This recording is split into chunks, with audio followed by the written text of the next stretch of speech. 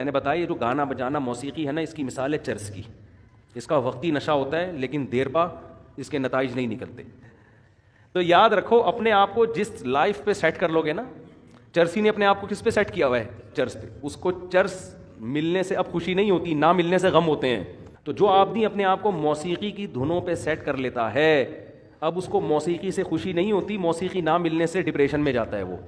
تو آپ اپنے آپ کو میوزک پہ سیٹ ہی نہ کرو، تو ویسے ہی خوش رہو گے آپ.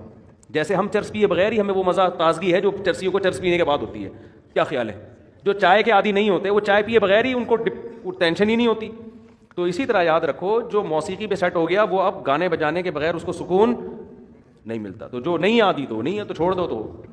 تو اور لائف کو انجوائے کرنا ہے تو جو انجوائے کرنے والی چیزیں آپ جاؤ، سفر کرو، نکاح کرو نا. یہ کیا مصیبت ہے؟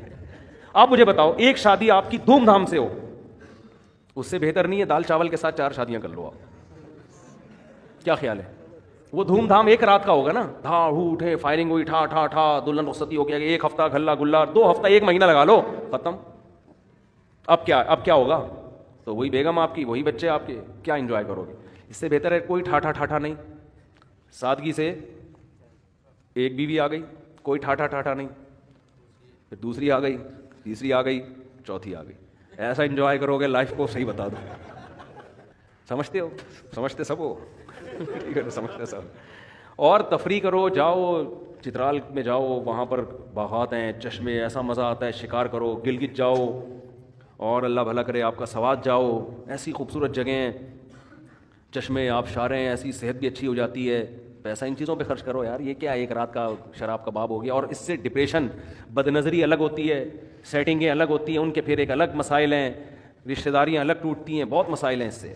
آپ کے بیٹے بیٹیاں باغی بھی ہو جاتے ہیں جب وہ اس لائف اسٹائل کے عادی ہوتے ہیں. ان میں شرم و حیا ختم. جب شرم و حیا ختم تو نہ باپ کی مانتے ہیں نہ ماں کی مانتے ہیں. وہ گھر کا ماحول ایک الگ. یہ جتنے شادی بیاہ میں ناچ رہے ہوتے ہیں ان کے گھروں میں جا کے ماحول دیکھا کرو. گھر میں یہ اتنے خوش نہیں ہوتے، سمجھ رہے ہو؟